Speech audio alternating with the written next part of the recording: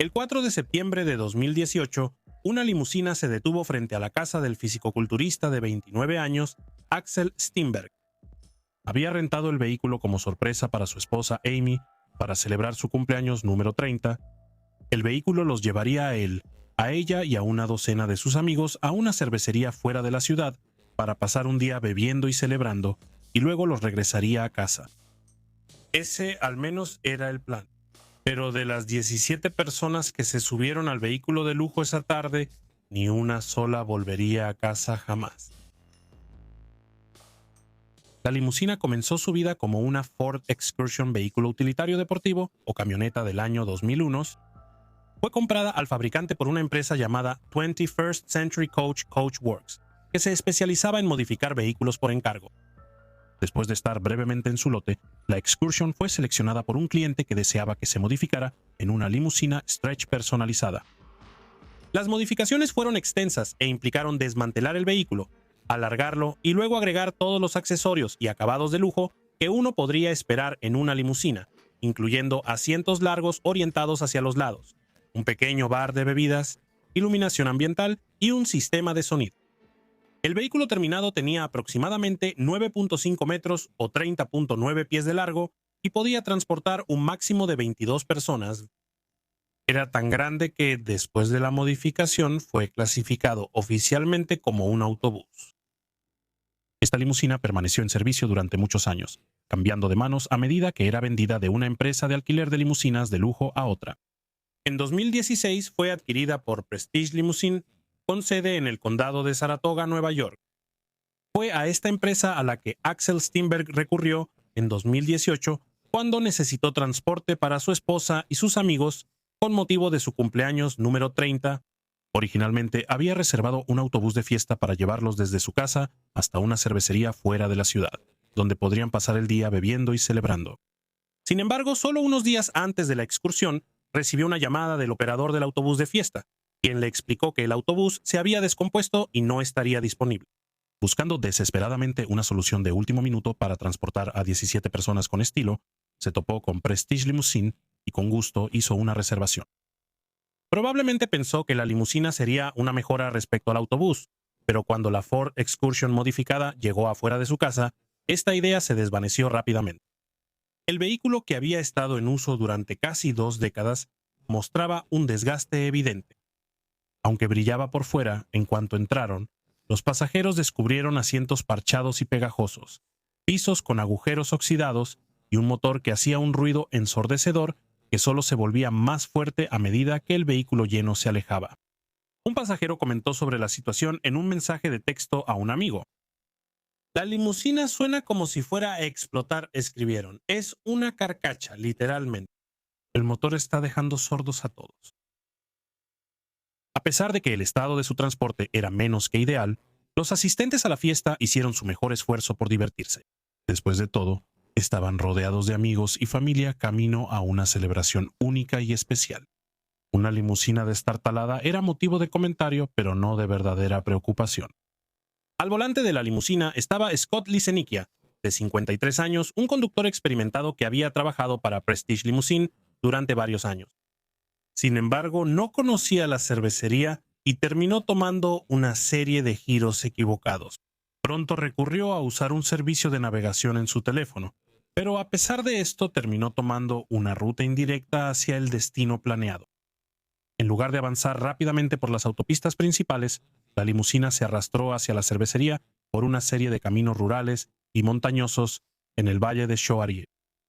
En un momento dado, otros conductores en la carretera notaron que el vehículo distintivo se orillaba con las luces intermitentes de emergencia encendidas. Cualquiera que haya sido la razón de esta breve parada, el viaje pronto continuó, con el vehículo subiendo lenta y ruidosamente hasta la cima de una colina en la ruta 30. En la cima de la colina, la limusina se detuvo. Otro conductor que pasó por ahí en ese momento notó que las luces de reversa estaban encendidas, pero aún así, el vehículo avanzaba lentamente cuesta abajo. El testigo también notó que el chofer de la limusina señalaba algo a lo lejos, como si estuviera indicando a sus pasajeros una ruta planeada. En algún momento, minutos después de este avistamiento, la limusina continuó cuesta abajo. A medida que ganaba velocidad, el conductor Scott Lisenikia se dio cuenta de que los frenos del enorme vehículo completamente cargado no eran efectivos. Los bombeó repetidamente, aplicando tanta presión que el pedal del freno deformó la suela de su zapato. Pero a pesar de esto, la limusina seguía ganando velocidad mientras bajaba la colina. Los conductores comerciales como Scott están entrenados para saber qué hacer en caso de una falla de frenos, incluyendo acciones como cambiar el auto a una marcha más baja e intentar usar el freno de mano cuando sea seguro hacerlo. Se desconoce si Scott intentó alguno de estos métodos para detener el vehículo fuera de control, pero si lo hizo, no fueron efectivos. La limusina fue ganando velocidad hasta que viajaba muy por encima de los 160 kilómetros o 100 millas por hora. Al pie de la colina, la Ruta 30 terminaba en una intersección de dos vías. La limusina salió disparada hacia el cruce con Ceda el Paso, esquivando por poco a un vehículo que esperaba para girar. Sin reducir la velocidad, la limusina cruzó a toda velocidad ambos carriles de la carretera, atravesó un camellón cubierto de pasto y entró en un estacionamiento junto a una tienda y cafetería llamada Apple Barrel del otro lado. El vehículo fuera de control finalmente disminuyó la velocidad cuando chocó contra una camioneta estacionada. El auto estacionado fue golpeado con tanta fuerza que se salió de su lugar, chocando fatalmente contra dos transeúntes cercanos. La limusina, cuya parte delantera estaba ahora completamente aplastada, rodó hacia una zanja y finalmente se detuvo. Los transeúntes corrieron al lugar para intentar ayudar a los que estaban dentro. La policía, los bomberos y los paramédicos también llegaron muy rápido al lugar. Al principio pudo haber parecido que era posible sobrevivir al accidente, ya que el compartimento principal de pasajeros estaba relativamente sin daños en comparación con la parte delantera del auto. Sin embargo, la mayoría de los asientos en el compartimento de pasajeros estaban orientados de lado y, por lo tanto, no tenían cinturones de seguridad. Esto significó que la mayoría de los pasajeros fueron lanzados violentamente de sus asientos durante el accidente y sufrieron heridas muy graves. De hecho, la escena del accidente, tanto por la cantidad de personas involucradas como por la velocidad del choque, fue tan angustiante que varios de los rescatistas que llegaron primero al lugar posteriormente necesitaron apoyo de salud mental como resultado. En total, el accidente cobró la vida de 20 personas. No hubo sobrevivientes. Dentro de la limusina, como pasajeros, iban Axel Steinberg, de 29 años, y su esposa Amy Steinberg, también de 29 años.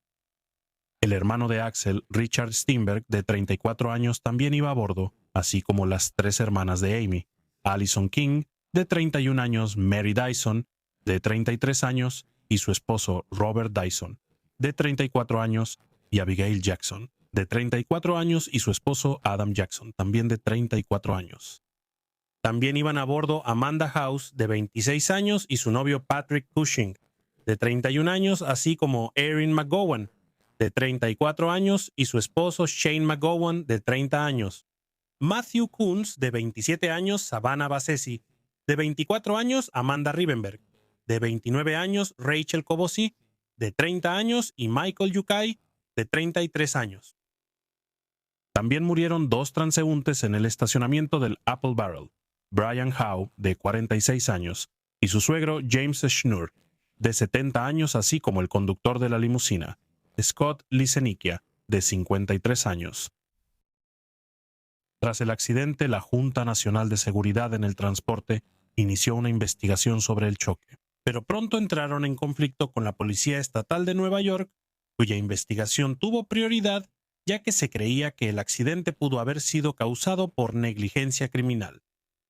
Esto significó que la investigación de la Junta Nacional de Seguridad en el Transporte se retrasó de una manera que la propia Junta consideró inusual.